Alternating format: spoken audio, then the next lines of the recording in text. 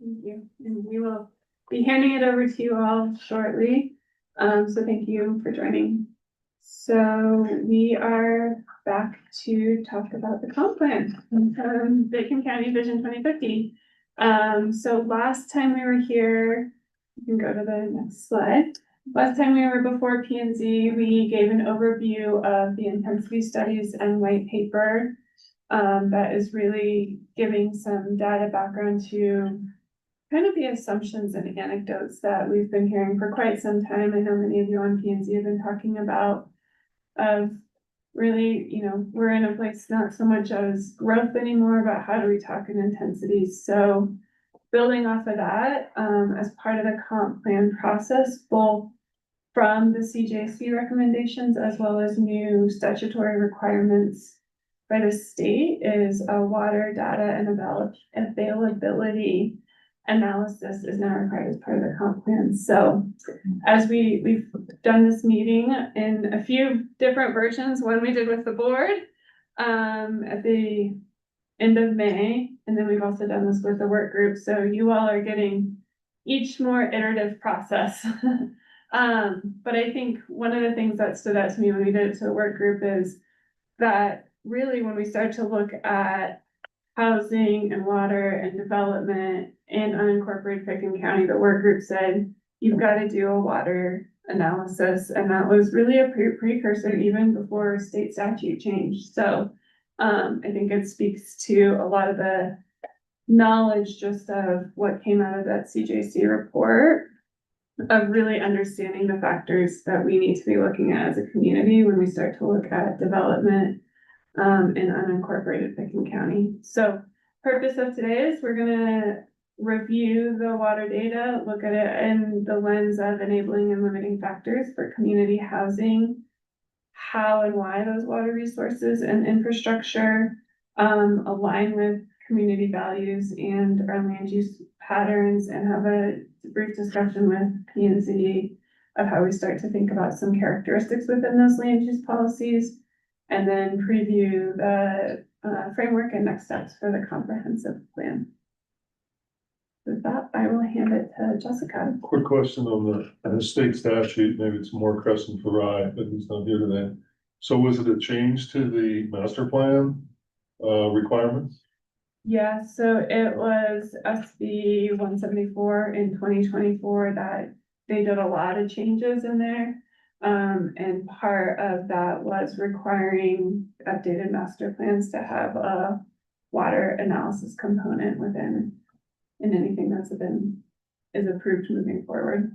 Anything else of substance? I heard maybe that the master plans are now going to the board or something like that. Yeah. Other than the P&Z? A lot of the things that have been required, we as a county are exempt from that legislation, just by all the other elements like ADU and parking requirements we're exempt from, but the elements that do pertain and are most significant is the water piece, that now after P and Z adopts that, the board must approve. So it still says the P and Z adopts. And then it added language that the county commissioners approve. It does not, in our conversations with Rye and others, it does not change that the comprehensive plan is still an advisory document, but it does require board approval, which is somewhat funky in how they made the legislation. Okay.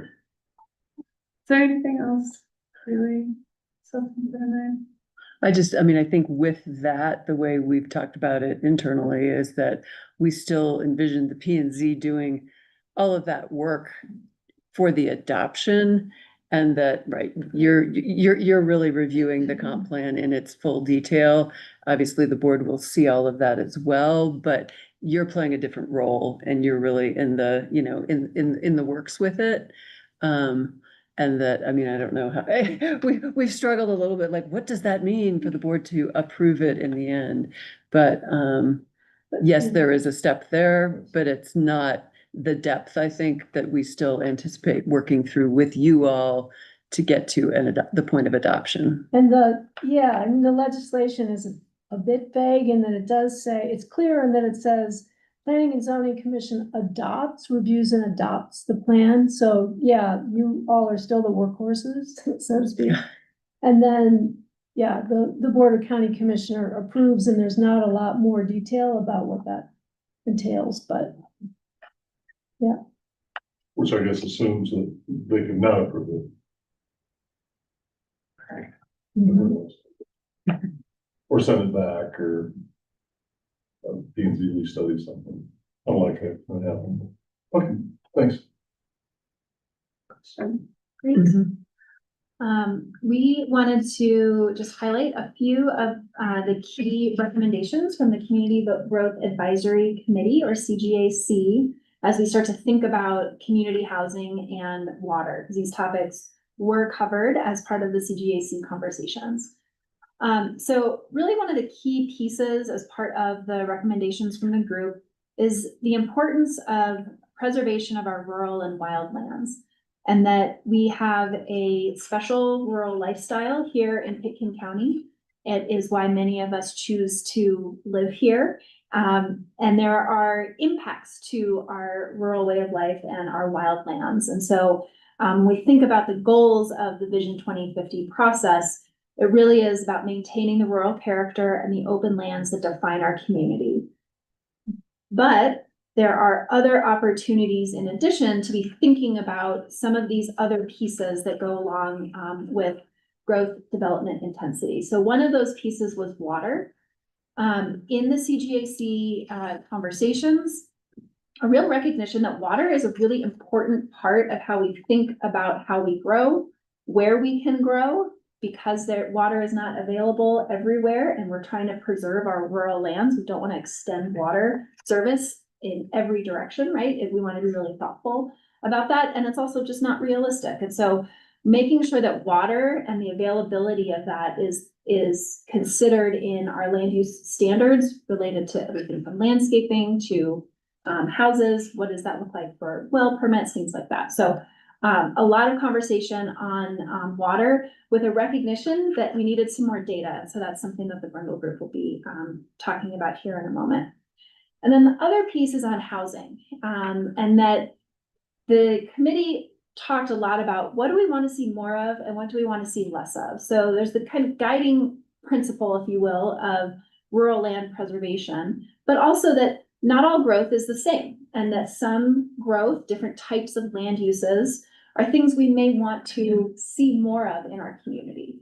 And so one of those was affordable and kind of middle market or missing middle housing, and that there are maybe opportunities to explore new locations, different styles of housing within Pitkin County.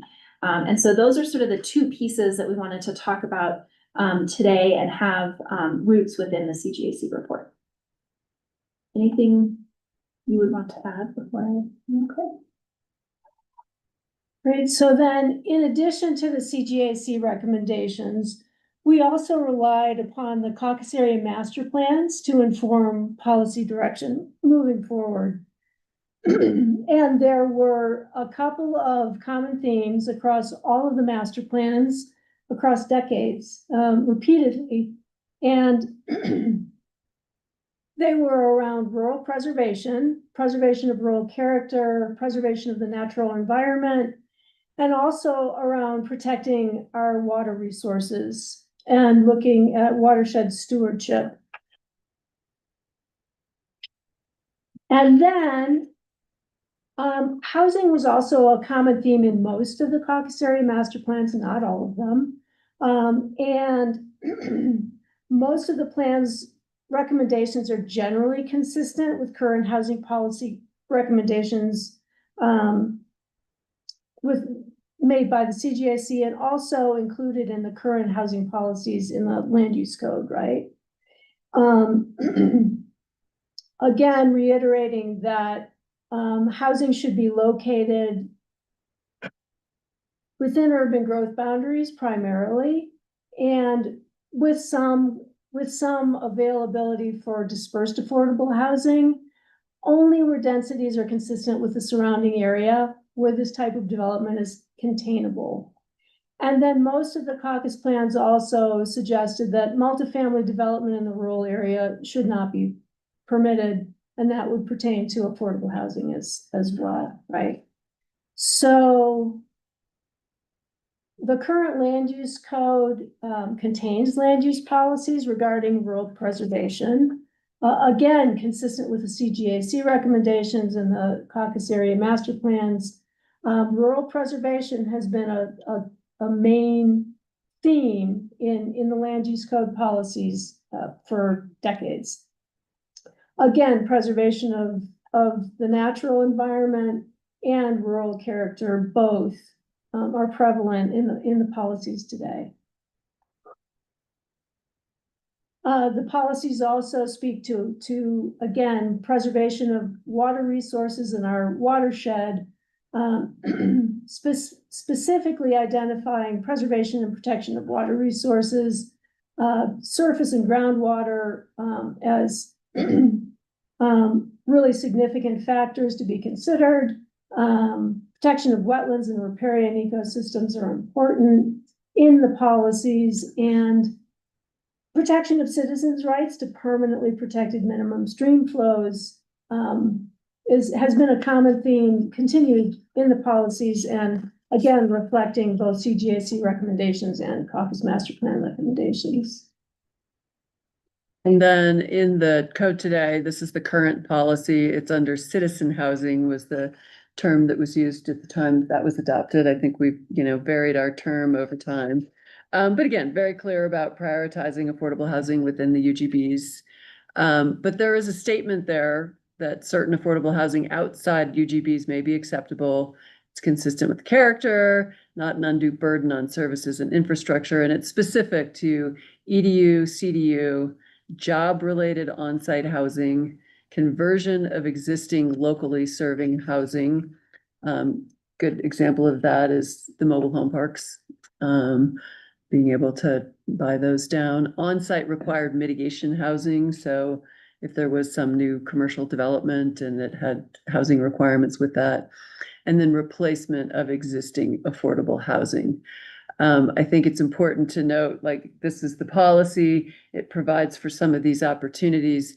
But when you get actually into the code, the code very much takes that first statement and, housing should be within the UGBs. And when we laid out what are your opportunities to rezone to pursue affordable housing, the AH zone is only available in the urban growth boundary.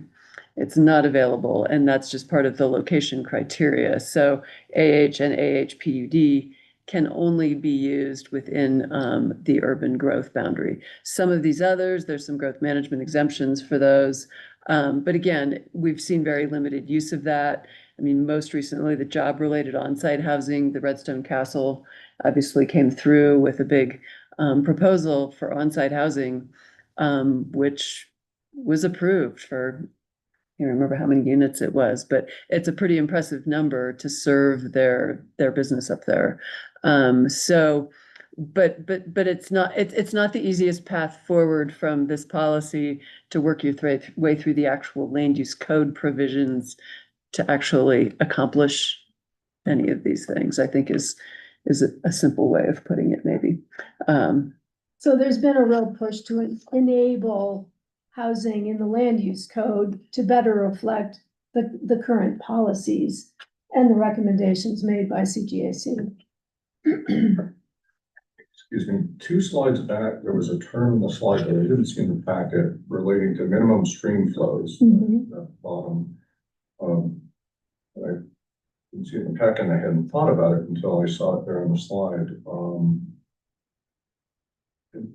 I'd like to know what minimum stream flows are, how that's defined, and one attraction of the area is fishing and gold medal trout waters, and would presume minimum stream flows would have to do with trout population. I'd like to know more about that.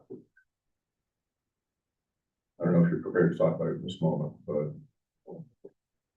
I am not an expert. I don't know if Abby may want to weigh in or Shelby, but I mean, without going into great detail, I think it's just, I'm sure a minimum stream flow is maybe defined differently for every stream, but I think it relates to the health of fisheries, and the health of the water resource itself.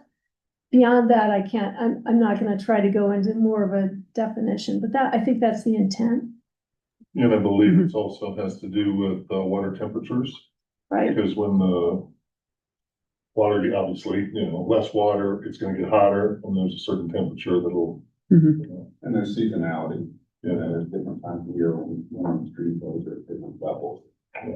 Right. I think, this is really being pulled from that land use policy, so it's not it's not a quantitative, it's qualitative, right? It's recognizing that water resources is an important value within our community and maintaining those minimum stream flows, making sure that there's still water flowing for all the things that we value in our community is really where that statement's coming from. Yeah, it just struck me because it is part of our tourist economy and it's pretty important. And it's definitely been, I mean, I think Snowmass Creek is the one where I'm most familiar with hearing the conversations about the amount of water that Snowmass Village is able to divert for its purposes, but still maintain that minimum stream flow in Snowmass Creek. So it is definitely, there is a defined number of CFS that has to be maintained, and that. So again, I know it in that context, which then I'm sure is spread, but I couldn't speak to the right agencies and who all's involved in determining that and how that comes about. But that's clearly right, is important to everyone to make sure that, right, when the streams are low, on the Frying Pan River, they'll restrict fishing up there, or they'll, different places where they have ways to try and protect the fishery.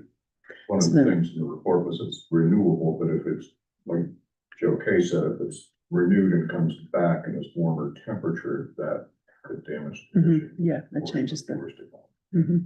Mhm. I think, just as kind of, whatever. I think, I don't know, maybe 10 years ago or something like that, it got so bad that, there was no water, or there was close to no water flowing through the city.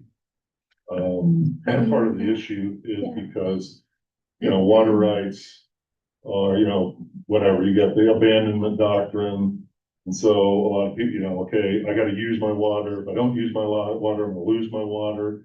And so they, I think at the state level have tried to, allow people, during certain years to be able to keep the water in, not divert the water to beneficial use, and leave it in the stream or the river, without being prejudiced in terms of potential abandonment. And it's obviously gonna be a big issue this year, I think. Right. The water law is extremely complicated. I'm on water and sanitation board, and so it's something we talk about all the time. And so, as you said, Snowmass Creek has very specific minimum stream flow requirements for how much water, and it really talks about diversions in the winter or in the fall for snow making, essentially, a lot of it is. And because Snowmass Village is a trans basin, you take it from the Snowmass Creek over into Brush Creek. And so there's lots to it. I don't think it's something that at the land use level, I think that referring to it is important, but I'm not sure how much we really need to get into water law. Well, good news is you're foreshadowing a few slides because we've got water experts that are gonna give a 101. Of just the right amount of weeds to be in. Okay, so, as we've gone through this, we really wanted just to look at what is the problem that we're solving for as we've had some of these conversations. You can get into the weeds on a lot of this really quickly, right? And so really wanting to think about what is the problem we're solving for, and what is the challenge that we're looking at, as to why are we looking at kind of this intersection of water and community housing as a place and where we want to look at policies that we're revising. And so I think just very simply, we've as Pitkin County have done a really good job addressing growth, what has happened with growth management, to meet our community values and our quality of life outcomes. I think what a lot of discussions that has happened at this P&Z table over the years of the CJC and the community is, it's really starting to look at that felt intensity. It's right, we aren't seeing population growth. We're not really seeing a lot of new development, but we're seeing a lot of redevelopment, and it's really looking at those intensity pressures. And then starting to think about what is possible in our current code to relieve those intensity pressures, and what are options within the code that we might need to be looking at. And so when we start to look at housing, it really has been very restrictive on all forms of housing. And I think everyone has identified community housing as the one element where we want to start to see new growth, and that has the potential to also impact some of the intensities that we're trying to solve for.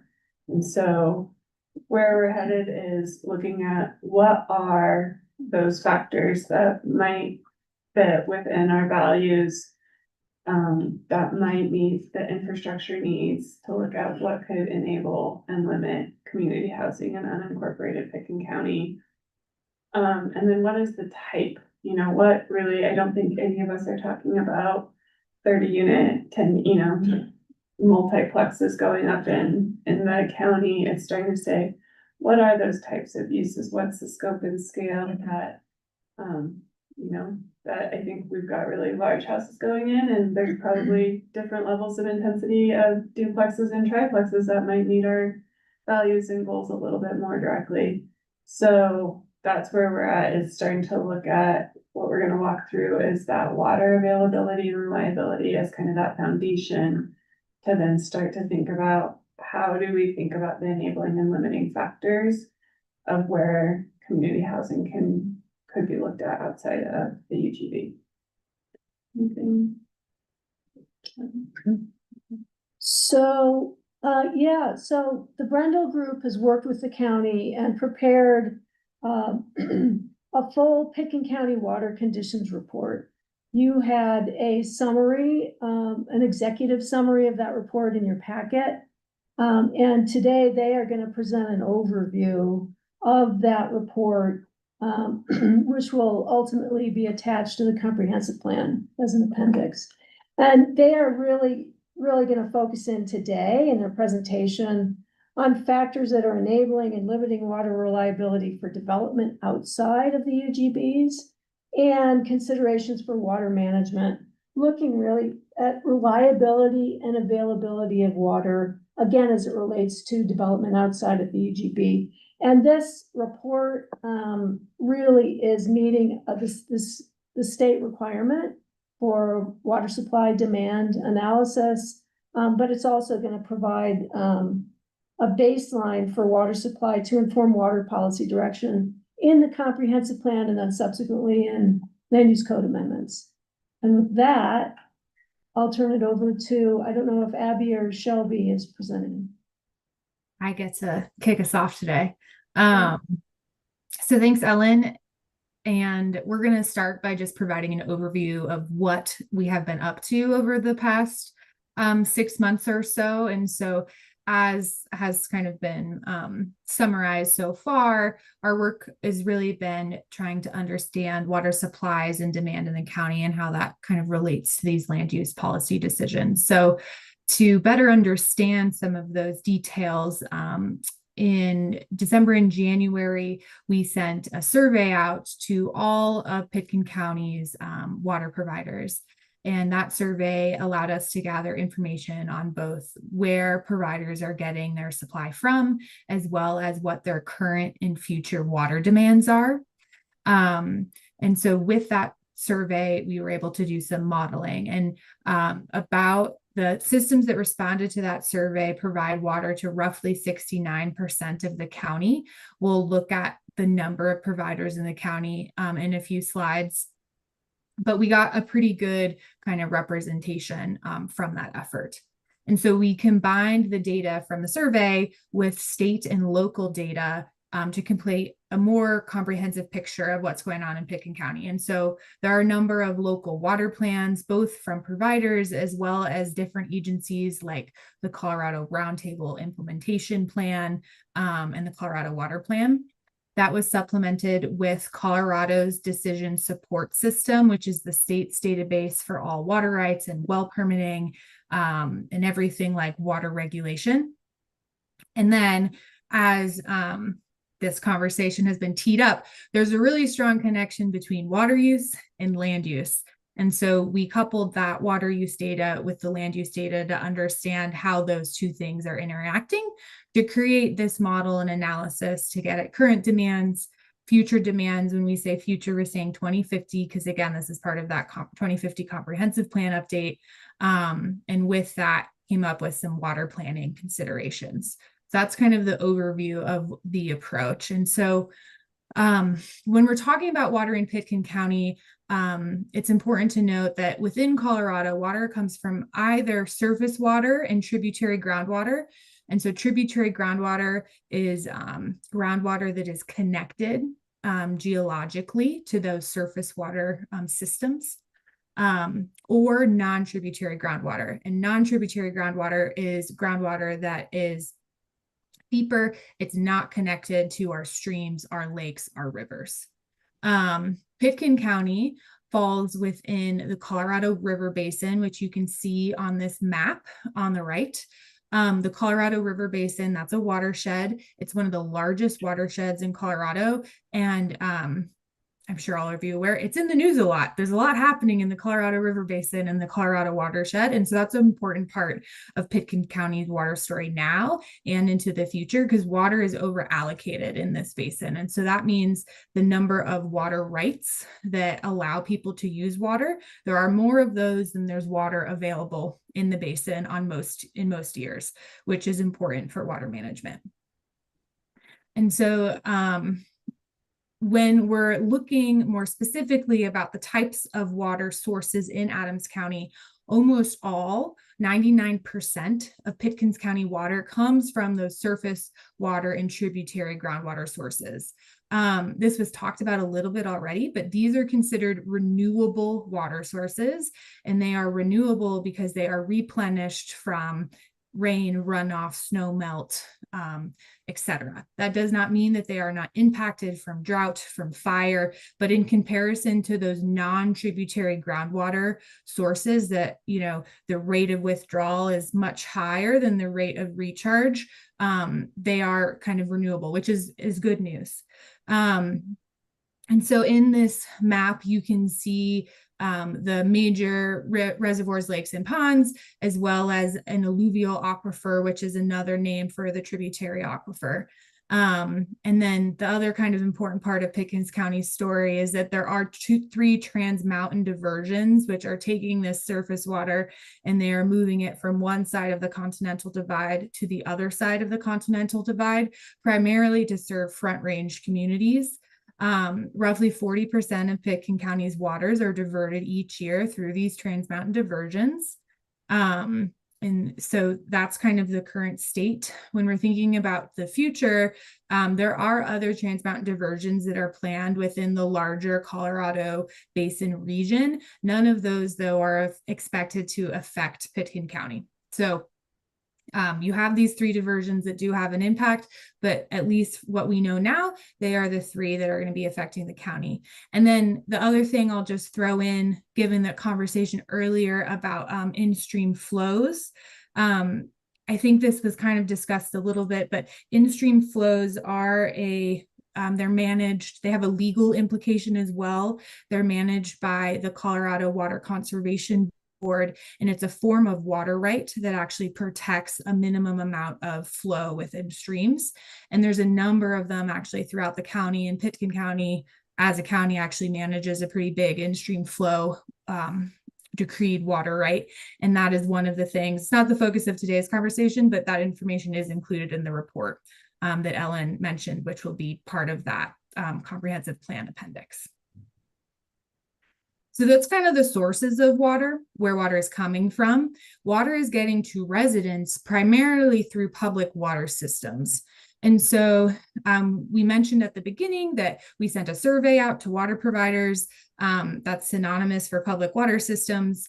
There are 31 public water systems in the county that provide year-round ongoing service to residents and businesses.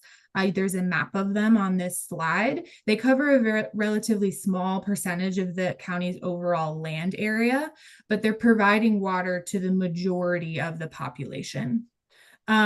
Most of these are actually located outside of the UGBs. So 28 of the 31 are outside of the UGBs. There just happens to be 3 very large providers that are providing a big part of the population.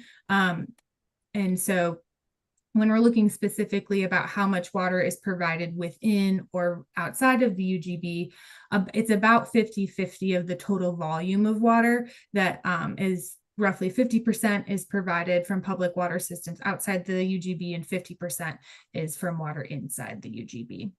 And so if you aren't receiving water from a public water system, you're receiving water from a well. And when we talk about wells, it's important to understand if the well is an exempt well or a non-exempt well.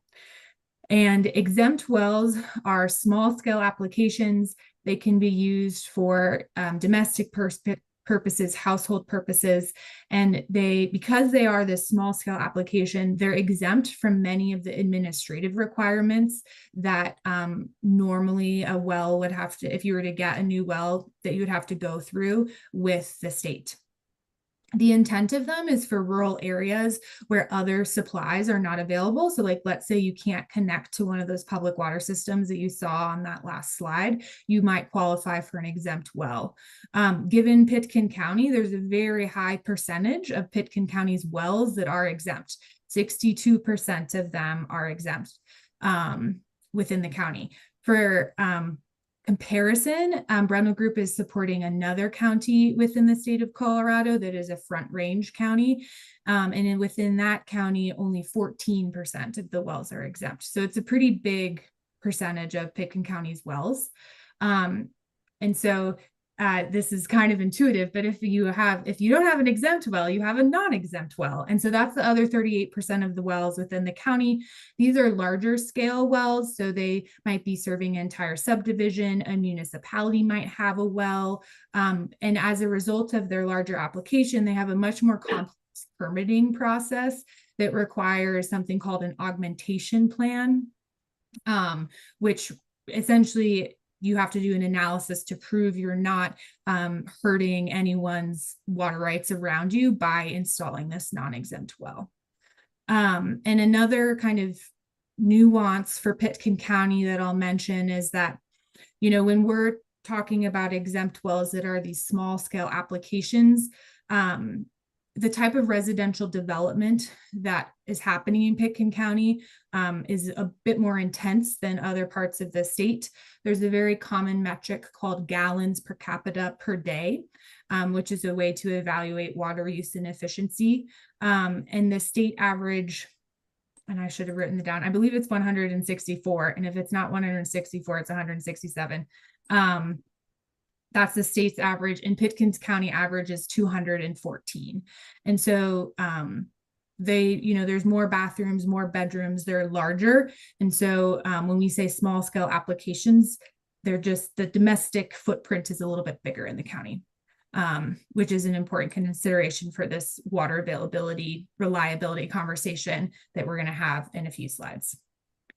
And so if we look at kind of where the wells are in the county, this map shows exempt wells are the green dots, non-exempt wells are the purple dots. And you'll see that all the wells are located in our valleys, and part of that is just the geography of the county, but they're concentrated throughout the county. And so there's just over 2,300 well permits throughout the county. These are providing water to the remaining that remaining 30%. The majority are for those domestic and household uses. But again, a lot of them are these exempt wells that don't have to go through all of those permitting processes, which is just an interesting nuance that I am now going to turn over to my colleague Shelby to talk a little bit more about the policy implications and kind of what all of this background information means. But perhaps before I do that, I could pause. And are there any questions about kind of that analysis side of things before we talk about kind of water management and the policy side? I'd have to say that residential water use is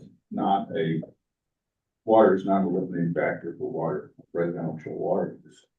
Agriculture, irrigation is the whole use. Most water that's used residentially goes back into the aquifer, whether it's back into the sewer plant, like 90+% of the water that's delivered gets back to the sewer plant. And if it's through a well to a leach field, it's the same thing. It's the irrigation, and that's why the number is so high, because of all the big houses that have ponds and all those kind of things. So as far as a limiting factor for citizen housing, employee housing, whatever we call it, I don't see how water is an issue in that area. And water use is an issue, and where it should be in the land use code, in my opinion, is controlling the 273 gallons or whatever it is per household, and it's all about irrigation. It's not about bathrooms and toilets and, low flow shower heads. Those things are, there's very little water used in residential application, used up. I think a good clarification on that, Doug, which I hadn't captured before, is maybe a clarification that was part of the CJC. It was talking about landscaping needs, because I think sometimes we talk about it in terms of residential or agriculture, and we don't, but I think a lot of what you pinpointed on is thinking about it more in that landscaped development zone where it's not for maybe food production, it's not for, showers, it's the non-essential use. And I think, correct me if I'm wrong, Abby, Shelby, but I think there's also the factor of the external amenities that use water extensively, and that's something that I think is somewhat unique to this area and other maybe mountain resort areas. And that's what the land use code, I think, that can address those uses more. Yes. Or need to address those. That's what drives the per capita use. Yeah, I think that's a really astute point and is spot on and is like a very nice leading segue into, I think, what's to come.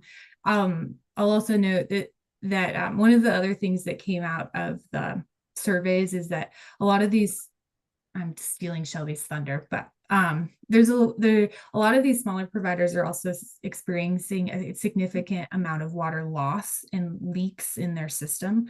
And so that was an interesting finding. And maybe is a nice segue into the water management kind of reliability and availability and what we mean by this, and what some of those other uses are that might be driving that in addition to the irrigation. Yeah, I have a question about the leaks. Are you referring to old pipes, things like that? I know there is an issue, or I understand that there's been an issue with a push to line ditches. And I understand, well, at least my ditch manager is against that, feeling that does change the condition of the wells nearby. So are you referring to ditches or are you referring to pipes? Pipes. Thank you. Good question, though. Okay, I will jump in. Abby, are you driving the slides or is that Ellen? I am. Ellen, It's okay, actually great. Jessica. Yeah. Okay, they were just magically moving. All right, so, Abby provided a nice overview of some of the inventory. Sorry, we've got one more comment before you jump in. Sorry. I'm sorry, my history with pools throughout my lifetime is that pools often also leak. And we are seeing more applications for very large pools at very large properties. And that's something that struck me that was, I don't think pools are mentioned at all in land use code. Talking about swimming pools. Pools, yes.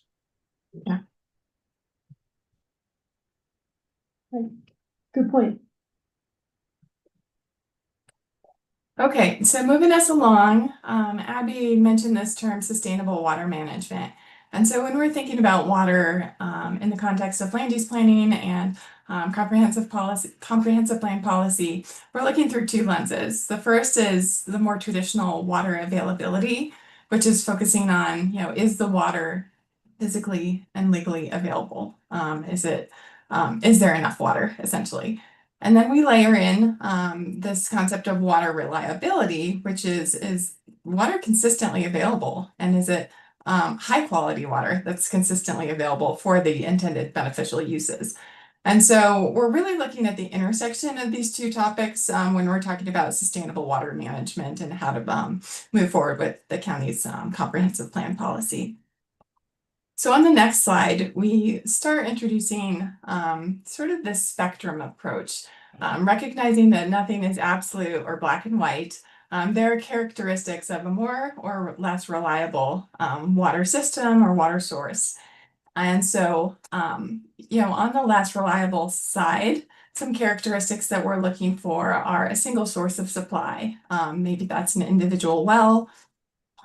They're very junior or conditional water rights, or even a dependence on that augmentation water. So you're needing to find additional water to bring to sort of solve the equation of that water balance. It could be a system that lacks storage long term. So you might have the water when you need it, but no place to store it when you don't need it. A less reliable system, again, is one source of supply, so it may lack connections to other systems that can be beneficial during an emergency.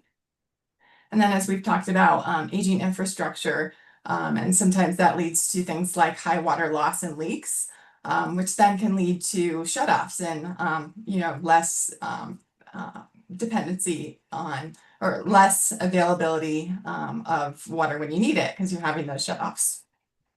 So then on the sort of more reliable characteristics, it's essentially the opposite of what I just shared. A reliable system often has multiple sources of supply or connections or backup systems. This is really helpful when you have wildfires, drought, and other factors that are impacting one system, so you can switch over to another. The senior absolute water rights, absolutely more reliable. You have priority in that system, and so you can depend on those when the more junior rights may not have the guaranteed water.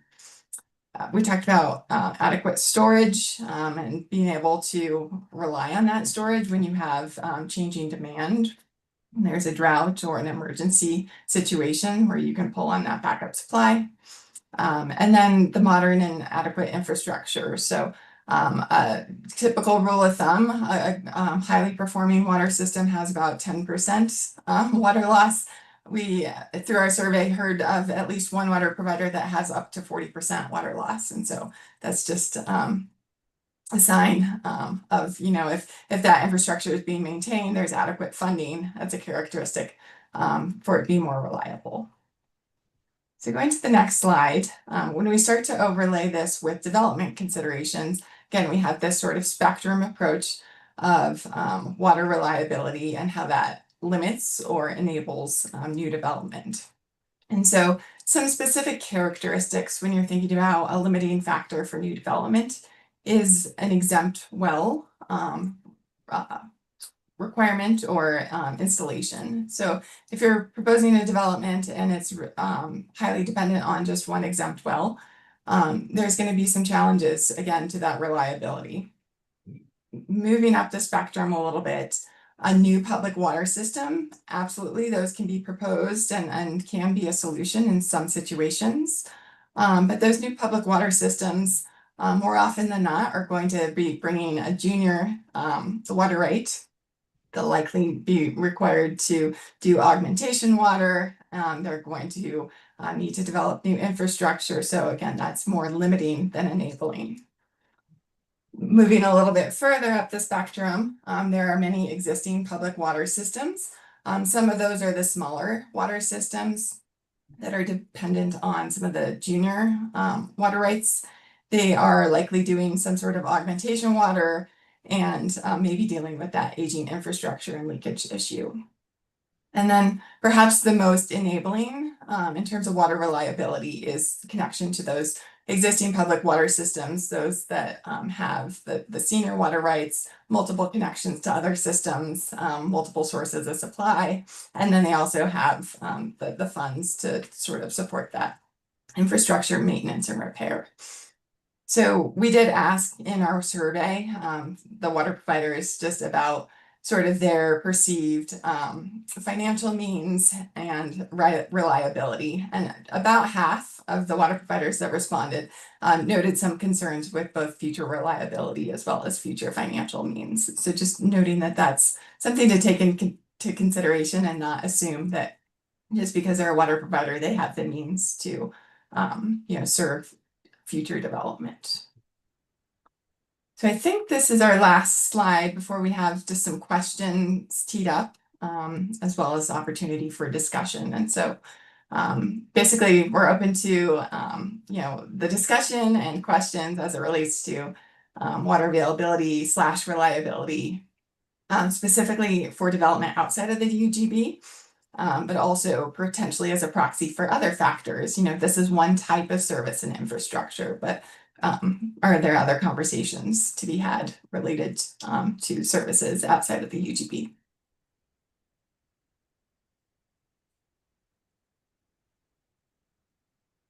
Questions?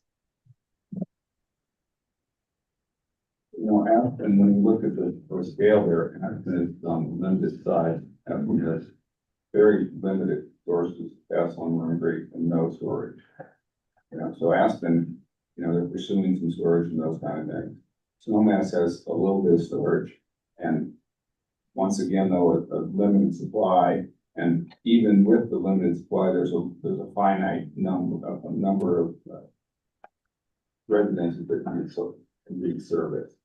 So even though Aspen's Aspen, which is where the urban drought boundary is, really, their water supply is not robust on that chart. That's just the reality. I was the one that just said water is an limiting factor for residential growth, but Aspen's water reliability is not very good based on that. And they're actively pursuing some storage rights, but they have 8,500 acre feet or something of storage available. But where they're gonna put it is a challenge. Yeah. So the water is a limiting factor. It is a limiting factor, but it's probably a good thing because there's a limit of how much development can occur if it's into the valley. And how, based on some of what Abby and Shelby presented, to think about it, how do you see it as a proxy for other factors when we think about the intensity discussions that we've had, whether it's transportation, hazard mitigation, is water a good proxy for that, or just one of many things that we really need to be considering? I just want many. I think that it's a choice of how water is used. If the water is used residential, like I said, most of it goes back to the environment. It's used irrigation. It's not as so. It's another limiting factor. I don't think it's the most limiting factor. But it goes with all the others.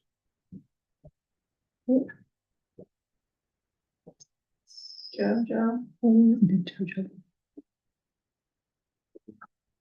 Are there plans to consider coexistence of water and wastewater? Seems the two have to live in harmony.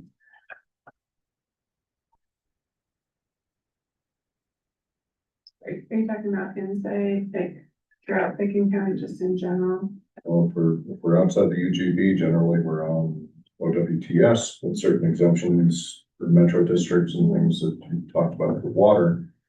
Though even those tend to perk in the ground, we have a certain geology here. I won't play like I'm a geologist. I will only say that I've recently installed a new WTS and been exposed to this world and also looked at it for Woody Creek and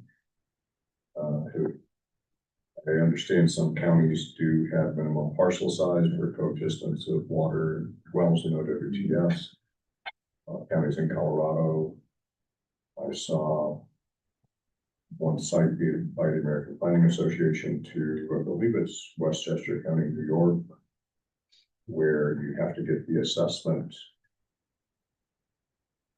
The assessment of the coexistence of water and OWTS is made for a particular parcel and follows that parcel.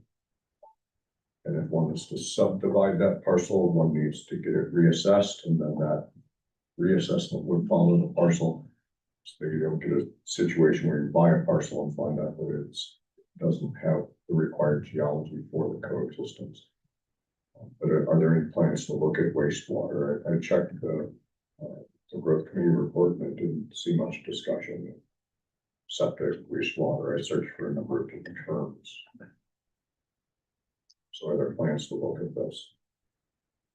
I'll jump in and let the experts really weigh in. I think the way that it's been, as far as looking at it, is almost maybe reverse of how you're coming at it, is again to that utilities land use. And we've really had a limited, our policy has really limited the extension of utilities, and utilities really being water and wastewater. And so I think that if there's a desire and appetite, one of the things that we're talking about within the community housing and saying is when and where is it appropriate to look at revising that policy and saying maybe this long held not extending those utilities has actually been prohibitive, and maybe we need to think about being able to extend it, but it's been lumped specifically within the water, wastewater. Yeah, and I think mostly it's been water's sort of the primary focus that, right, the wastewater will follow. But again, it's sort of understanding what is that water supply? How are we getting that? And understanding that, I think then the wastewater piece, kind of follows. Probably a lot of those, places we're looking at, obviously in unincorporated Pitkin County. I mean, interestingly, there are places that might have a water district, but people are on OWTS, and I think there's also the reverse in some of those older subdivisions in the county. So I would say it's not to ignore, but it seemed like, understanding this water supply piece kind of, I think, comes first before, then, okay, knowing that, what does that mean for the wastewater piece of it? So certainly not an intent to ignore that that's to be addressed, but that there's so much legal and actual supply issues around this, that if we can better understand water, then we can also look at that other side. You have to prove water, but you don't have to prove Mhm. wastewater. And that's get a permit. Mhm. You have to prove it, you don't have to. And then the system has to be designed Right. within the parameters of the property to make it work. Right? Mhm. It just becomes more and more expensive to create the wastewater system. Right. You have to have a ground or whatever. Right. More and more pre-treatment before you dump it in the ground. Right. But as you say, there is no wastewater. I don't believe there's any way code, doesn't look at anything in the code about septic systems other than well, as they say, you have to prove water to be able to build. You don't have to prove wastewater. You have to provide an engineered system. Right. I mean, right. There's in the land use code, right. You're correct. You're showing proof of water at permit. Right. If you're a property that's required, you're getting a septic permit. That just doesn't live in the land use code, the regulations surrounding that. But obviously you're doing that concurrently as well. I'll ask the experts here. I think that is my understanding correct, that under Colorado law, you build a house and you have a right to that exempt use? That's just kind of follows with the fact of building a house. Is that correct? I think it has more to do with your property and how and when that property was created.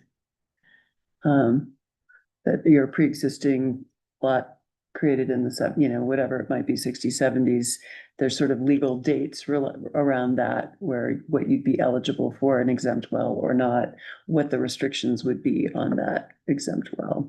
I think it's generally 1975, I believe. It's Partially, 1972. Okay.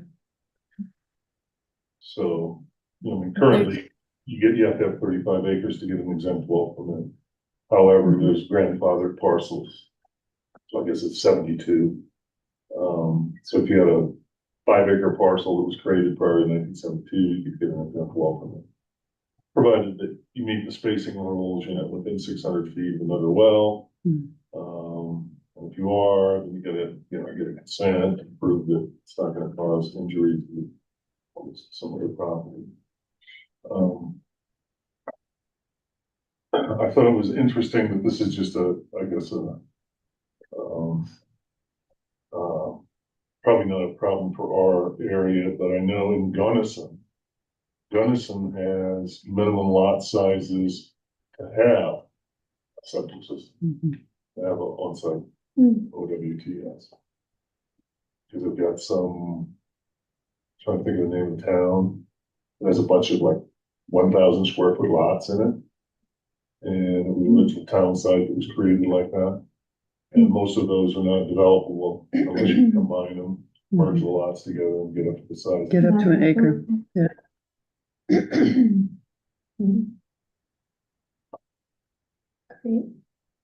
So if I understand what you were talking about with the grandfathering. So if someone was to want to subdivide, say, a 35-acre parcel, then one would need to have newly permitted wells for each subdivided parcel. Is that correct? Well, there's probably other options that kind of depend, I think, on specifics, but if you had a 35-acre parcel and you have an exempt well can serve up to 3 residences. So you could have 3 residences and then create a horizontal condominium. And then you're not subdividing the land, you're creating a condominium and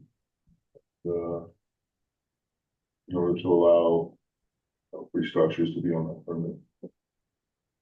And there's actually 2 types of exempt wells, and so only one of the 2 types you can have 3 units.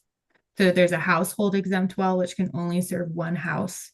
And then there's a domestic exempt well, which can serve up to 3 units. So there's a little nuance. There's some nuance there to the to the type of exempt well you have, for if it can serve additional units or not. Yeah, I think the catch or the nuance to potentially highlight for some of these pre-1972 subdivisions with a lot of these household use only exempt wells, they're exempt. So there is no monitoring or sort of compliance. They got approved as a permit, but the sort of follow-up is sort of the missing piece with an exempt well. And I think most of those household only ones would say you get no exterior water, no irrigation. But right, what's the enforcement of that? Right. That's not something that the county, that's under state water, a division of engineering and not us. So it's not something, we could catch, oh, you got a nice landscaping plan. Where's that coming from? And my understanding is that there's little to no ability to enforce from the state level either, right? So, Yeah, I think that was kind of Shelby's point. yeah, So, yeah. I guess, as a proxy, I don't know, I'm not sure what the, concept there is, but it seems to me that water is, definitely a limiting factor in terms of community housing in the rural part of our county. Probably even more so than, I don't know, maybe not so much transportation, electric grid, hazard mitigation, emergency services, et cetera. So I guess it's good that we're looking at water availability. Yeah, I don't think water proxies for emergency services, but I know emergency services when I heard that from the sheriff. So, mhm. Is it within the land use code to put restrictions on landscaping? Could be. Speaking with someone before the meeting about the differences between Phoenix and Tucson. Tucson has no green lawns. Phoenix does. Very vast differences in water usages. So, And right, I don't know if you're familiar, like the city of Aspen now has a very extensive program for landscape. If you're using water from the city of Aspen and having to go through a whole program to determine how much water you use and limit that.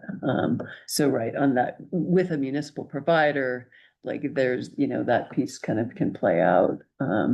Could there be other restrictions in the land use code separate from that? Yeah, Well, definitely. and the state is also, attempting to do something, I guess, because they have, I think there's some new legislation that's either out or coming out on non-functional turf. But it primarily relates to commercial development. Trying to get rid of just, whatever, the islands that are, grass and take up a lot of water. Mhm. House Bill 1113 actually just passed in this legislative cycle that expands that non-functional turf legislation and requirements to residential homes as well. And so that's something communities will need to be exploring. And the implementation date for that is January 1st, 2028. Is that gonna relate to just new residential, or is it eventually gonna relate to? It's just focused on new residential units, and it also expands it to multifamily units as well. But Abby, can you speak to, how is that applicable to counties on wells?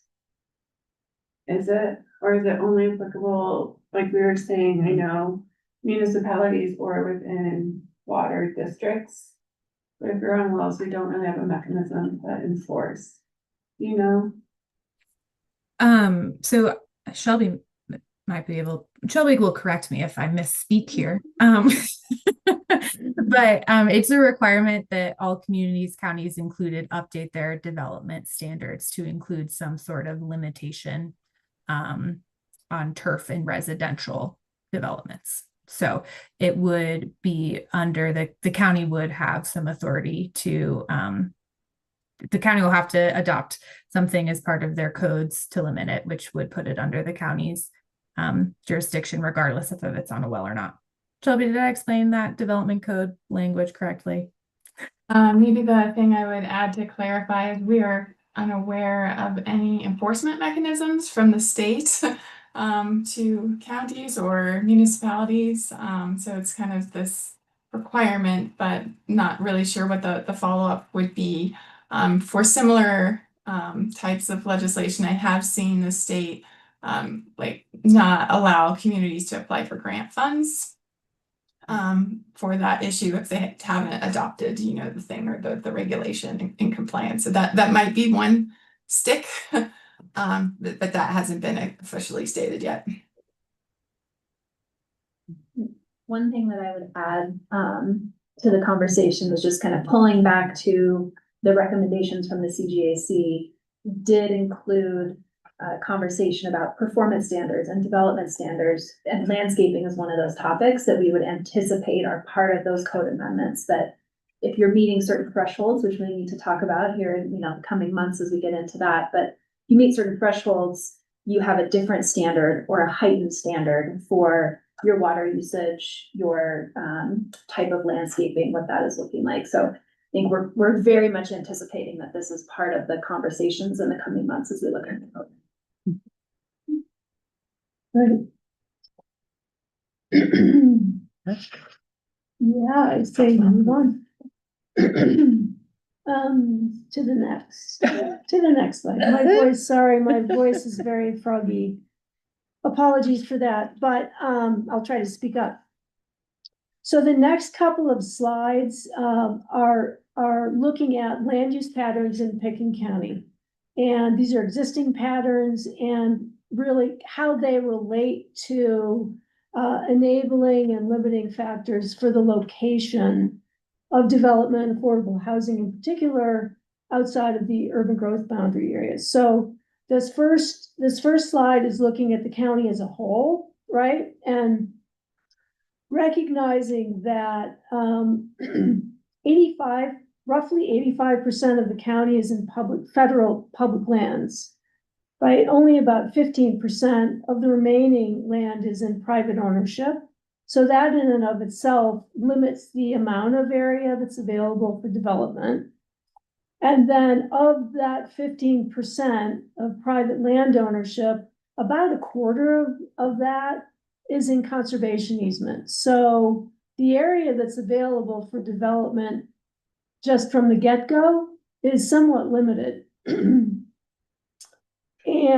is there anything else there?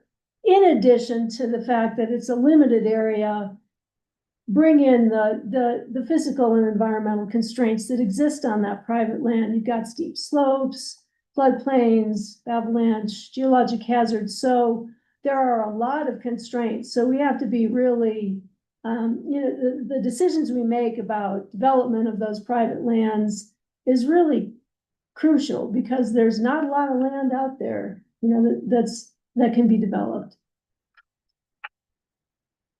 So this next slide, I don't remember if we looked at this at your last meeting. We at least touched upon it at the last meeting on intensity, but this is a graphic of trying to show a conceptual diagram of the county land use patterns.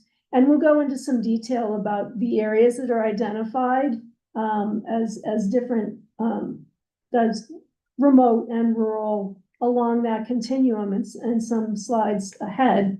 But just from a big picture standpoint,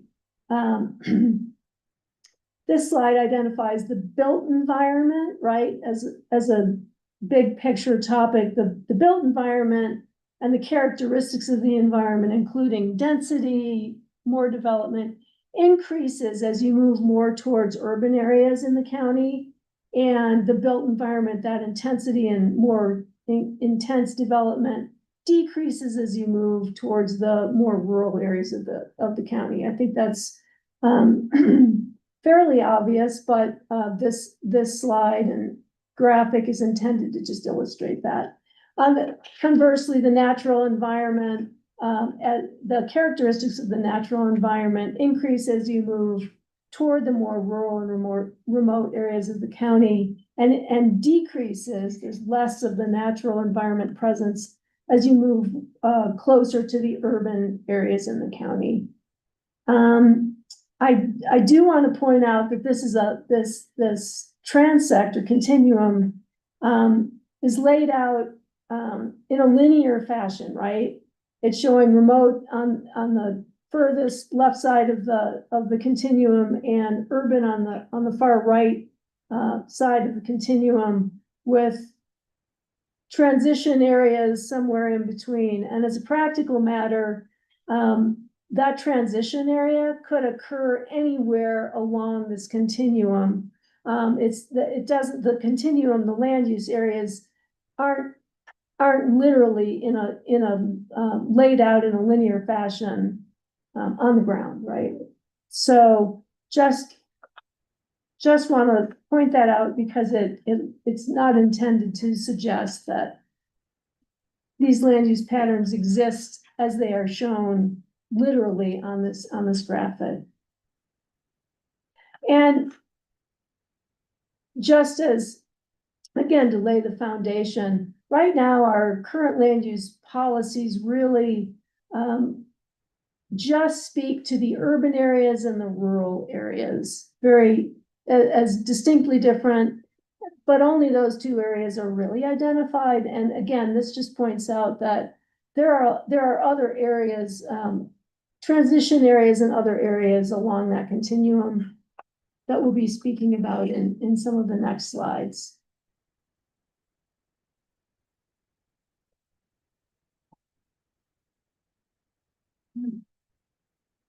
So walking through this, what we wanted to talk through is what are some of the key findings and considerations today? So again, really looking of our land use patterns, this community has done a really good job over decades, really, right? Is that our land use patterns are really reflective of the community values that we've held true for so long. We are at that inflection point though, where some of the values are evolving and updating, right? So finding where that rural preservation and housing is a balance. And so how are we trying to keep the land use patterns to be reflective of all of our community values? And you know, where are those opportunities that we might have ahead of us? The CJC and caucus master plans are really the foundation for this evolution of our policy direction. It's been laid out in many of these plans. And that there still are that this still is coming with prioritizing that density within the UGBs. Again, we've had a very restrictive code as it comes to community housing outside the UGB. We're not changing 90% of what we're doing. We're starting to look at where there's opportunities to be less restrictive, to start to look at those housing opportunities. Identifying it as where is it proximity to existing water service as really that enabling and limiting. This is really aligned with some of the CJC recommendations too, of looking at near transportation, but also near existing infrastructure, not out in, building and expanding infrastructure in new areas that it hasn't been existed before. And again, as I said, the hard part is that we're at the point of really looking at how are we gonna balance that rural preservation, water reliability, and the growth intensity that we want. So moving forward, there's some great discussion with the June 4th work group that has really expanded as we start to think about what are the next steps, how do we move forward? Agreement, again, that housing is a priority. It's a complex challenge. There's a reason this has been debated for years and years and years. But everyone is also recognizing that now's the time to start to look and find where might it be appropriate.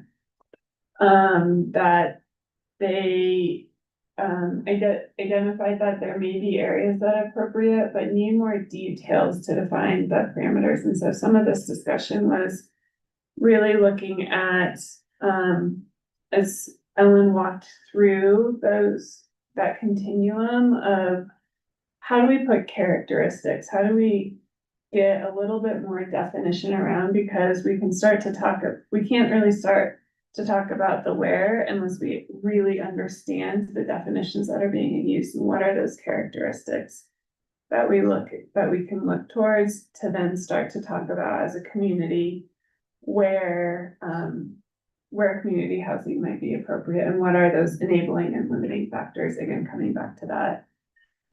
And then honing in on, again, right now, there's some confusion of if there was a proposed policy that we're talking about bringing forward. We are not at this step. Where we are is that we have existing land use policies that are being brought forward into the comprehensive plan. The charge that really Vision 2050 is taking the recommendations of the CJC and trying to put them into action. And one of those is, how do we look at creating more opportunities for community housing in Pitkin County? And so that starts with what are the opportunities and what are the policies that need to be, that can be revised as a reflection of all of our community values. Nothing to add.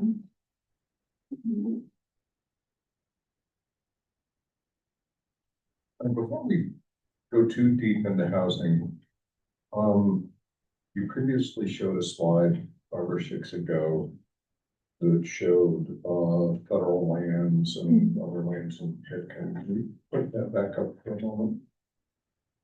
Yeah. And if you can go to the slide after that, we'll continue on. Yeah, when we look at this, we kind of tend to, I think the mind tends to think of Aspen and then Yeah. down valley, at least to the extent that maybe then maybe here or so is Basalt, then we kind of pick up again. And if you'll go then to the previous slide. Just from my experience in the valley and especially in Woody Creek, in the summertime, that kind of goes out the window. I mean, yes, you have your Aspen gradient, but then you have these gradients from all of the different sides, with this being almost your resort attraction, because this is where the bike companies, the fishing companies, the rafting companies take you out to the outer edges. So we almost have that continuum coming not just from here, but from here to here, for the recreational interest, which I think produces a certain level of intensity in these otherwise rural areas, that is growing summer by summer. And I just wanted to add that observation in, to the discussion before we move to housing. I think it interplays with it. We also should think about that in terms of our recreational economy in this valley and what it is and where it's going, to make sure that interrelates with the housing. Yeah, I really appreciate that, because that's some of where, in talking with the board and walking through these continuums before, the nature of this county, right, is that you want, and people are, and we're trying to put this on a Highway 82 corridor, but it's not intended to follow the Highway 82 corridor. And I think what you just pointed out, Joe, too, is you could almost think of it as a width as well as a length, right? Of, you could, just looking at this, you could take the transition as 82 and all these pressures are coming from the sides of it, not just the up and down valley, but the left and rights of the valleys as well. So I appreciate that, and it's helpful as we go into this conversation to be thinking about the ways the pressures are coming in a lot of different, the intensities that are coming in a lot of different ways. Thank you. And the lay of the land is not linear along the highway, so thank you for articulating that well. And I think it recognizes, right, there's, everybody sort of thinks Aspen, but we've always we've got snowmass and we have basalt, and, we've always talked about preserving the areas in between, but obviously they all converge at some point. And I think, our conversation is a lot about, is it really that hard line that we drew a long time ago about the UGB, the UGB doesn't really run into the rural, there's other things in between. And I think that's what the transect or the continuum is trying to help us recognize, and then go again here. There's some transition. And again, it's not on that, in some cases it could be clear. It's right next to, the UGB just outside the city of Aspen, maybe that's still served by city water. Is there something, something there, but it could also look like something different. So I think what we're trying to, I've struggled with the term transition, and we've had a lot of conversations about that. It's really recognizing that there's something in between urban, rural, and it may not be that it's right next door. But what is that, and what are the characteristics that can help us define that? If that then can help sort of with this idea of, if we were to say there could be something, some things are still only in the urban area, some things are only in the rural area, but where are these values coming together in something in between, where we're trying to find that place where we could put some more housing. We still don't want to put that in the middle of, the elk calving habitat or whatever that might be, but how do we find those places? And so again, I feel like transition makes you feel like it should be the exact in between, and it's not really, but it's trying to define that. And so, again, this is kind of the setup to looking at, if we look at the characteristics of each of those areas, and that was sort of a conversation that came out of the work group, is how do we start to define remote and rural and urban? So then we can start to go, what of those pieces come together to define, help us put characteristics to some transition area where we could go, what, you know, what might work there? Is there some type of housing? And I think what we haven't talked about yet is sort of, when we're talking about if it's community housing, what might that be?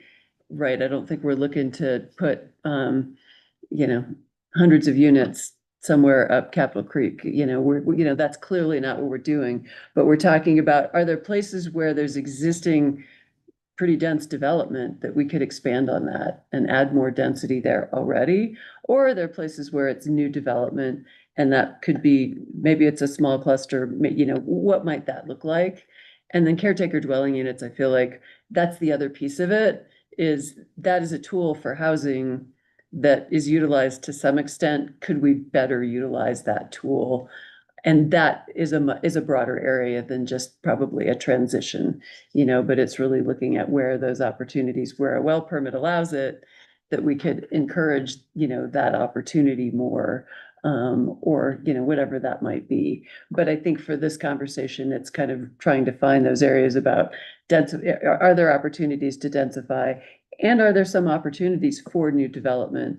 But given that we're talking about the unincorporated county, you know, that's new development looks a lot different than Burlingame or the lumberyard. What, you know, what's the scale that's appropriate that could work in certain areas? So I think then we're going to talk a little bit about, go into those characteristics more of these areas to then get towards that transition. But before we do that, I just want to follow by saying that for the transition areas, as I said earlier, and I think as Joe was alluding to, could be located anywhere along this continuum, right? And really, and that is the area that we've been talking about for potential opportunities for either that densification of existing development or new development at a very small scale. And really the most significant enabling and limiting factor for those transition areas and that development is water availability and reliability. So that's something that we really want to keep at the front of mind.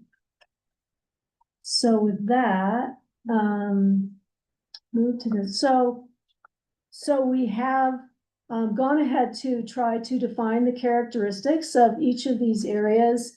And the characteristics really, in some cases, really clearly either lend themselves to the location of some type of affordable housing or not. The remote areas, somewhat, you know, the term somewhat speaks for itself, but we envision density and use in these areas as being typically large parcels or small mining claims with limited or no development. And in terms of infrastructure and services, very limited county or Forest Service road access with limited to no road maintenance, right? Typically, these are going to be on well, if there is development here, it's going to be on well and septic systems. And these areas have limited to no access to existing utilities, electric grids, emergency services, etc. And let's just go to the next, right? So for the rural areas, back to remote.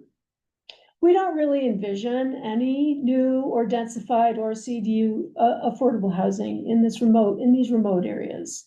Clearly, the characteristics that exist in that area don't lend themselves to any kind of housing. Okay. Moving into the rural areas, again, density use here is large density and use. We see larger parcels, low density residential with outbuildings, agricultural buildings and associated uses. We see actively stewarded agricultural lands, conservation and or recreation easements are common in the rural areas. These areas might also sustain some of the tourist facilities we have on US Forest Service lands like Ashcroft. In terms of infrastructure and services, again, typically well and septic systems here. Properties typically accessed via county roads, including paved and unpaved roads with limited access to the main transportation corridors and transit, right? There may be some connections to existing utilities, electric grid, and emergency services. That's going to vary probably parcel to parcel. So let's move to the, then on to, oh, sorry. So, so these areas, the rural areas, go back to some, just moving around, back to the rural areas, thanks. So these areas, we're thinking would be appropriate for CDUs, caretaker dwelling units, where well permits can accommodate more than one dwelling unit. We're not really anticipating more intensive affordable housing development here. So then with that, move on to the semi-urban areas. These areas, a little more dense development here, could be adjacent to or containing mixed-use multifamily residential use, commercial uses, office development, and you know your typically your urban growth boundary areas. Infrastructure and services are fairly robust, adjacent to or served by the larger existing water and sanitation districts, close to, adjacent to electric grid, utilities, emergency services, with paved, maintained roads and developed streetscapes, and good access to main transportation corridors, transit, and commuter trail networks. So definitely moving towards that urban scale development. And in these areas we see as being appropriate for new development, new affordable housing development at varying densities, and we're anticipating redevelopment in these areas as well. They're ripe for redevelopment typically. The urban areas, clearly appropriate for new and redeveloped single-family, multifamily, and CDU development. Dense residential, mixed-use, multifamily residential uses, commercial centers, employment centers, civic centers. Some contain base facilities for developed recreation, like ski areas, right? Infrastructure and services, very urban scale, right? Services and public utilities are available. Direct access to existing water and sand district, electric grid, utilities, emergency services, and good access to transportation corridors, public transit, and commuter trail networks. Again, paved, regularly maintained roads and developed streetscape within the urban areas.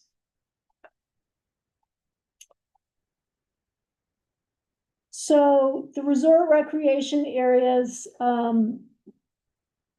think the heading speaks for itself. These are appropriate for leisure and tourism activities encompassing accommodation, recreational amenities, related services, really not anticipated for community housing development. Typically, these are just developed recreation ski areas with some dense base facilities. But they are typically in close proximity to infrastructure and services, including transportation corridors, transit, and public utility infrastructure. So those are the characteristics that we've developed, going back, but to conclude, going back to the transition areas, again, I'll reiterate the fact that the transition areas and the rural areas could exist. They are interspersed throughout the land use patterns in the county. They are not necessarily, identify, or they don't lay out in a linear fashion as they do in this graphic. So the key, really key factors for those transition areas, though, specifically relate to, the limiting and enabling factor associated with water service. So, in the transition areas, as Suzanne said, these areas are appropriate for either new small-scale community housing development or densification of existing development. And by small scale, I'm referring to literally the size of homes. Typically, homes that are smaller in size are gonna have less intensity impacts.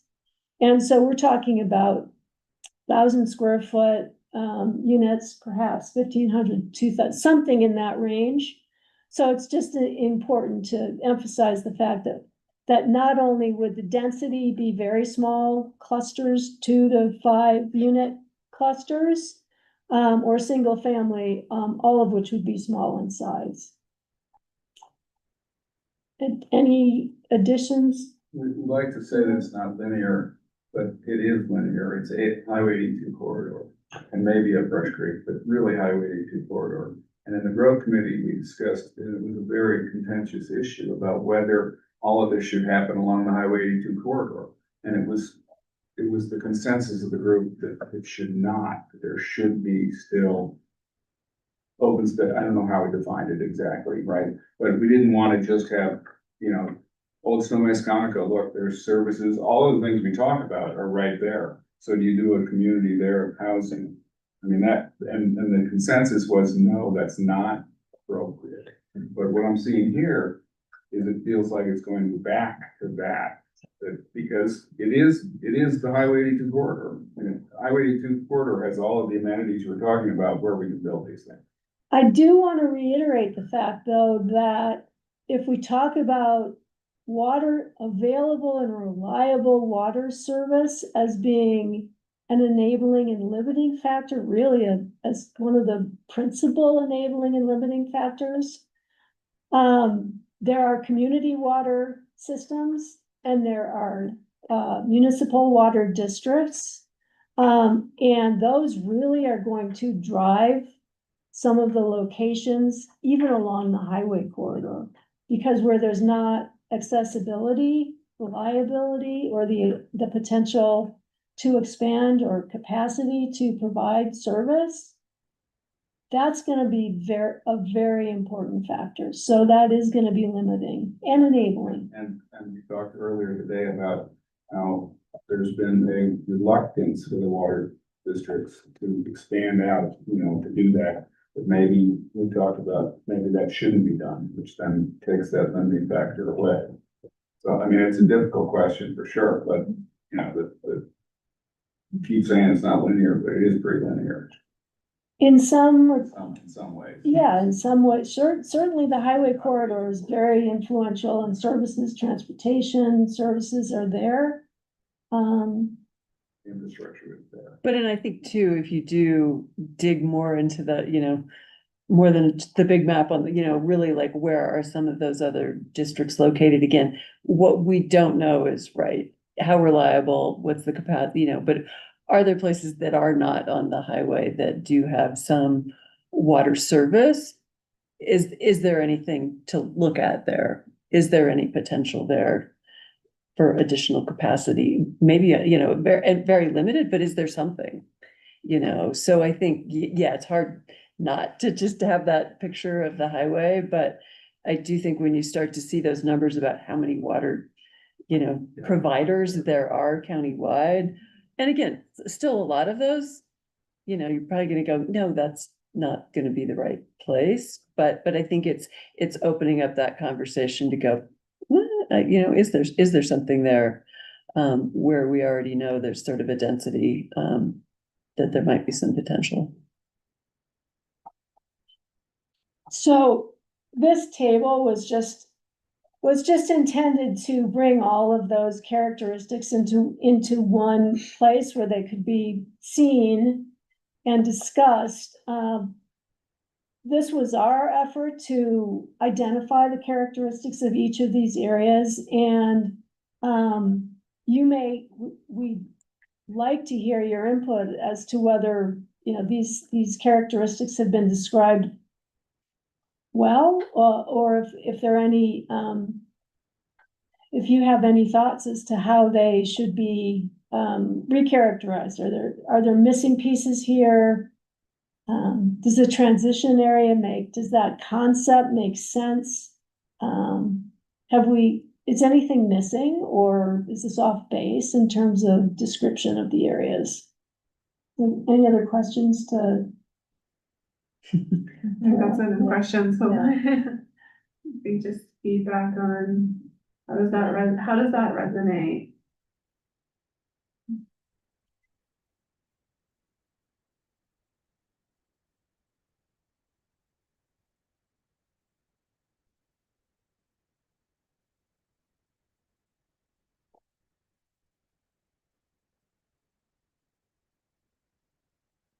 Or not? No one wants to speak up first. A lot to take in, I understand too. Yeah.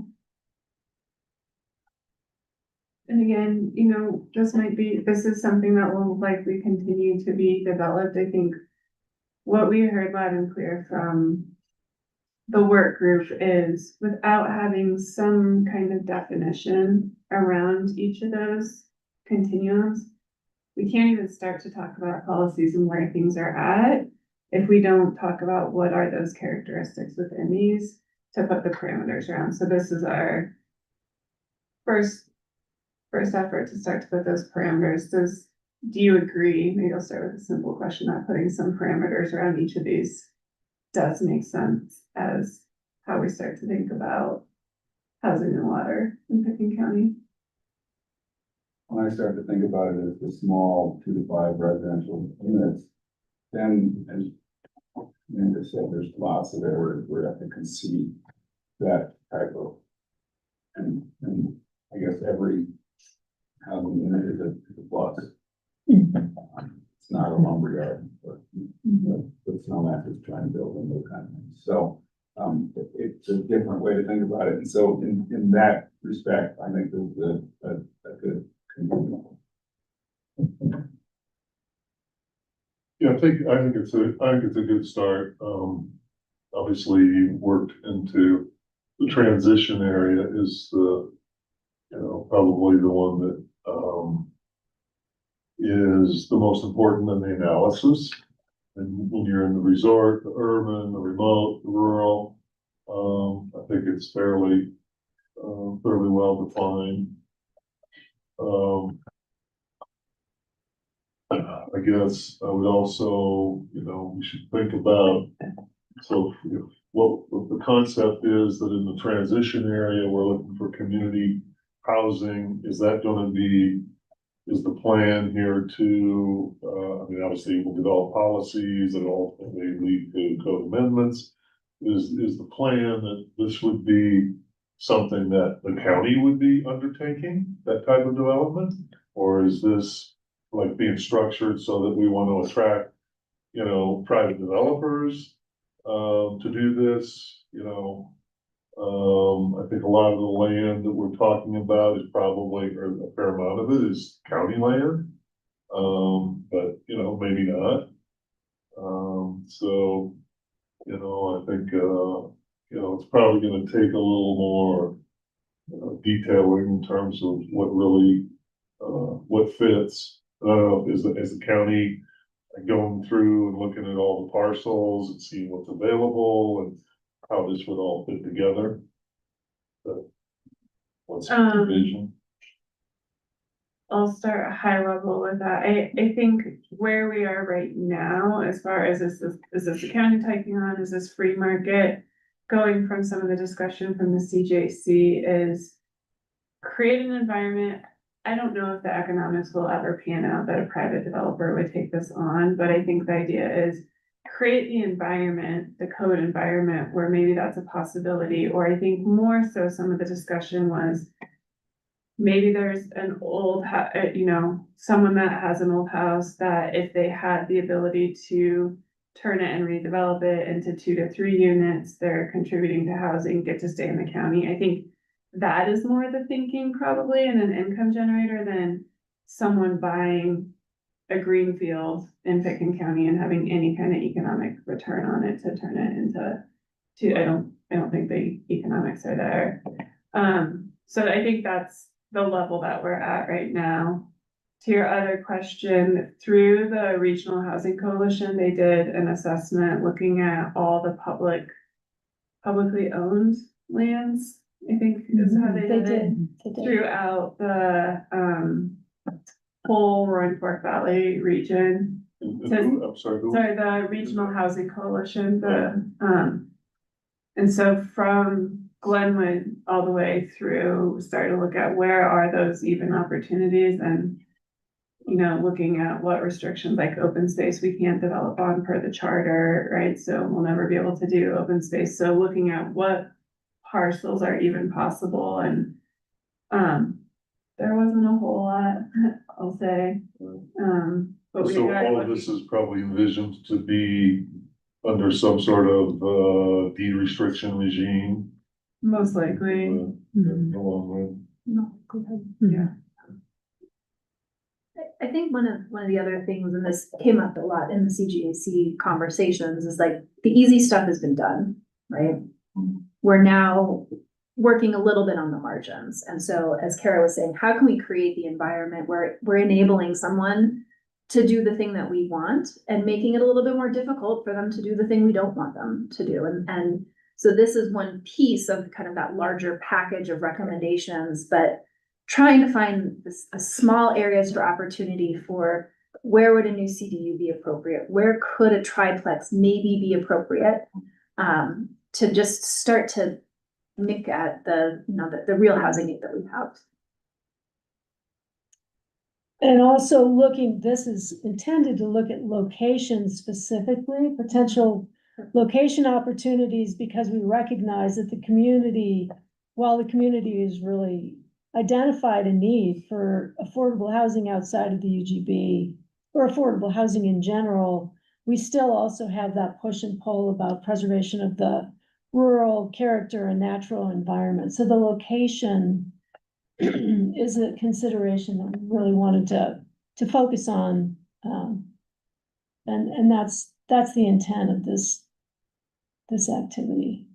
And I think clearly the priority is still, we can do it in the UGB, you know, that's really clear. Yeah. You know, that isn't changing, but is there some margin, you know, where we go, yeah, right, are there ways we can create these opportunities that could help the broader, you know, the bigger issue? Because we're not gonna get there all the way with the UGBs, and we know how complicated it is no matter what, so. Is there any discussion of expanding the UGB? Highway 82 corridor, that type of stuff? We, you know, that question has come up as we started to go through this with Vision 2050, and I remember we talked about it within the CGAC. I've got 2 people here that might remember. And I think there's a lot of other things about the urban growth boundary within the code that I think that's where the direction was. We don't want to necessarily change the UGB boundary. So let's look at where we can talk about housing, because there's a lot of other things that we allow or enable in the UGB Yeah, that, the intensification. yeah, that expanding that is probably not what we're trying to achieve. And also, the county doesn't have the authority to change the UGB boundaries on their own. The municipalities clearly have the authority to make those changes. Typically, they work with the adjacent county, but it's not something we clearly have a lever to change. Even leaving aside for a moment affordable housing, I actually like the term that somebody used earlier, community housing, which I think of it as just housing for people who want to live here full time, for real. I like, I'm not an expert in the land use code yet, perhaps in a few years, maybe 10. I think this process is gonna make everyone learn next time. But I like getting away from just rural and remote and then analogous semi-urban and including this transition through transition and rural to get there. What I have in my mind that's a little bit of a stumbling block is the map that I had you redisplayed earlier with the public lands. I think is insufficient to situate in my head what we're dealing with. And two major constraints come to mind. I did a economic research project related to mining many years ago. And I recall that it's very good and well to have mining deposits on certain lands. But there's a certain slope, probably about 40 degrees, at which point it doesn't matter because you can't get to it in a practical sense. So I'd almost like to see a map of developable land that's within slope parameters. But we're gonna see a lot of narrow stuff that, forget about it, and the slope down to the river by the ABC, not happening. So let's just get that out of our minds and see where we have islands left. And then within those islands, I looked a bit into FAA Part 150 noise studies and what that's going to do. And I've seen some of the maps coming out of the Airport Advisory Committee. And that's gonna take a big chunk of 82 out of play. It's my understanding that the FAA has their own decibel restrictions, in which they say no residential land use is allowed. And then you might be able to put some commercial, that's something we might consider transition, but that would not be eligible for resi. And we'd have to plan around that, but that's a big part of when we think about that continuum from Aspen out 82, it's gonna be a hole there. Those are two elements I can think of on kind of a map to identify islands that we start with to identify what we call, if we undertook such an exercise of redesigning land use and zoning to accommodate kind of transition and rural and build these in. Would think sightline and other things would come into play. Those are less easy to articulate sitting here today.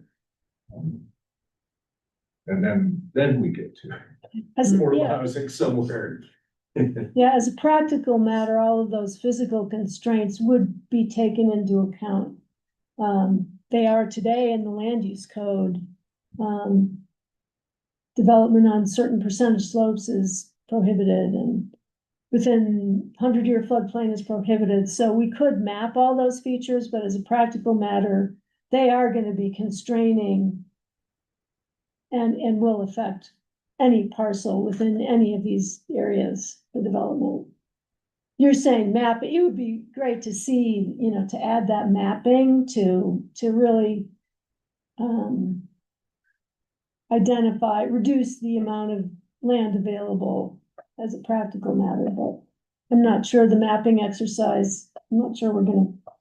What I will say, I think, to your point, and we heard similar from the work group, is like, can we think I'm hearing the same thing? We want to kind of dig in and look at a map so that we're not necessarily just all thinking on the Highway 82 corridor, right? Like, where are the places? And so what we've talked about, and you'll see, is as part of the larger, once we get through that draft kind of kickoff of the plan, we're planning some community engagement, and what we've been talking about is having some map charrette exercises so people can do that. And I think, we've got a lot of those layers within GIS, and so we can start to pull out and say, and I think some of it is even maybe in the existing conditions. I need to go back and look of what is the developable land, so we actually know how much are we actually talking about, because it's, to your point, it's very small areas within the county. Yeah, I used GIS mapping years ago, and it was pretty powerful. I didn't even Mhm. scratch the surface, but you've got ESRI. Yeah, I Great, think you can do that. yeah. yeah, oh, yeah. I just don't wanna say, oh, let's call this zone transition, then we really look at it and there's nothing there. Yeah, no, I think we are planning to do a mapping, but I think you're making a good call out of like, that base layer really needs to be focused on what's developable as a starting point. I think really what it comes down to is redevelopment more than new development. There just isn't the raw land. As you said, somebody tears it down to a threeplex or whatever instead, or that's more of an opportunity. I think that's where I ended up with the growth committee is that there's how many homes that are, less than 5750 now. If they offer the 5750 as second homes or whatever, that's a problem. The ordinances and the incentive needs to be to keep those as community housing in some way, whether it's a single family community home at a smaller scale, and which is what's being talked about, the easier permitting and all those kind of things, or it becomes a duplex, threeplex, whatever is appropriate, because it has, whether it's in transition or semi-urban, it has all the things that we're looking for without having to deal with this linear highway too. Well, it's getting close to 7, Mhm. Next steps. and, but I wanted to just, mention a couple other minor questions or comments. Is there any, I know that the city has criticized the county for not, funding affordable housing. Of course, the cities and towns can have real estate transfer taxes. Counties are currently prohibited from that. Has there been any developments on that front from a state legislative perspective? There is, let me say this politically correct. There's momentum, but the current state administration has vowed to veto anything that would come forward. So real estate transfer tax is not on the table with the current state administration. Which would still have to work through legislature and everything, but that kind of put a stop to it. Now, what I will say with the, property tax that the voters approved last year, that definitely is enabling the county to come out and play between our housing impact fee and that property tax is enabling the county to participate in spaces that we wouldn't have been able to before. So, which is, it's a different, by being so limited by the general fund, it definitely is, it's not nearly to the level of the city, but it's definitely helping. Yeah, because if this stuff is gonna go forward, obviously we're gonna need a funding source for it. And, is APSHA, APSHA, although it's Aspen-Pitkin County Housing Authority, whatever, do they do much in the county in terms of, and are they gonna be around in terms of, if this goes forward, who's gonna administer and take care of all the deed restrictions and enforcement and that kind of stuff? Anyway, I just tossed that out. So, it's a mixed bag, but APSHA does administer some of the county's deed restrictions, and then there's others that run to the county that maybe they could administer right now are somewhat administered internally. But APSHA, like the Salt Vista, for example, is all qualified through APSHA. So APSHA we've leaned on them in other parts of the county, not just in Aspen, for helping administer our program. Salt Vista is down by South Side, is that? Yeah, Mhm. yeah, so And it's high school. a housing habitat project. Or school district habitat project is Mhm. what I meant to say. Well, do you think you have enough information from this meeting to continue to move forward? I think just next step. Yes, thanks, and then, yeah, I don't know, who's gonna cover this? Okay, Yeah. perfect, thank you. Yeah, so, this was a really helpful, piece of our conversation. we will be meeting with you all and the work group in a joint meeting on July 22nd. And that is where we will run through the draft comprehensive plan. And so we're really excited for that. And it's really kind of a kickoff. That week, we will be getting some broader community engagement as well, so that the community has an opportunity to provide some comments on the direction for the comprehensive plan. The BOCC has also asked for a deeper dive, and so we'll be meeting with them during the day on the 22nd to really bring them up to speed on a number of the intensity studies that we've had previous conversations with you in the work group on, really kind of giving them an opportunity to review that, understand that framework, and start to talk about the comprehensive plan as well. So that's kind of the wrap up for July. And then as we go into August and September, we're going to continue the broader community engagement. We're structuring that in kind of big, a lot of events in 1 week, and then some like longer living online surveys, a story map, things like that. So trying to do a mix of different types of engagement. So within that, we want to have some targeted conversations with some of the technical stakeholders that we've talked with throughout the process, caucuses, as well as the overall community. And then we will be looking to have some detailed conversations with Planning and Zoning Commission in probably starting in September, to really run through in a lot of detail what we've heard from the community, getting into the nitty-gritty on the comprehensive plan before we then move into the adoption process with you. I don't know if there's anything Suzanne and Ellen need to add there. No, I think that's. I think we talked a little bit about the P and Z plus the board and what that looks like under the new state statute. So covered that.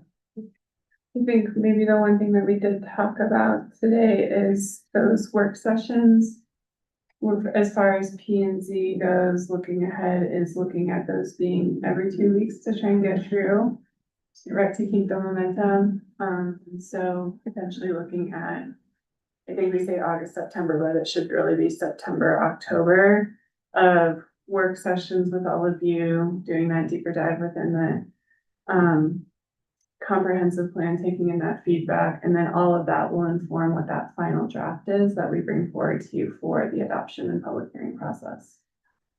I don't know if I missed it, but the TDR discussion was a big part of the whole thing, talking about funding and redevelopment and paying for things and incentivizing keeping houses small and all those kind of things. I'm sure there's been a lot of work done on that. I don't see that as, I mean, it's just not called out. I'm sure it's part of all that. And there's a piece of that that's, again, comp plan policy level versus, again, the deeper recommendations about TDRs and how that changes the code, and looking at all of that. So I think most of what you're probably thinking is really more that next step into the code level, beyond the comp plan. But as we're getting the comp plan, dialed in and going forward for adoption, meanwhile, some of those code pieces, there's been work done. And then that piece is also going to start ramping up probably somewhat at the same time. So it's definitely not lost. I'm sure it's not long. But yeah, yep. Seems like a really big Yeah. and difficult.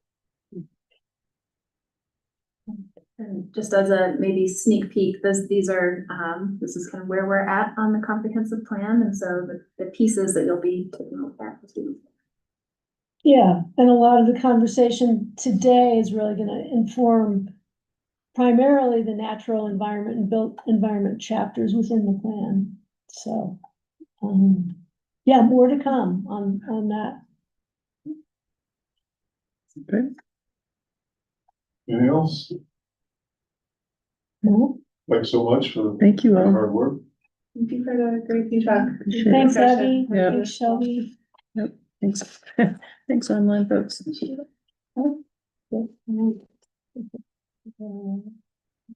was gonna say, how much do I not, I just had this, like, oh, she's not plugged in.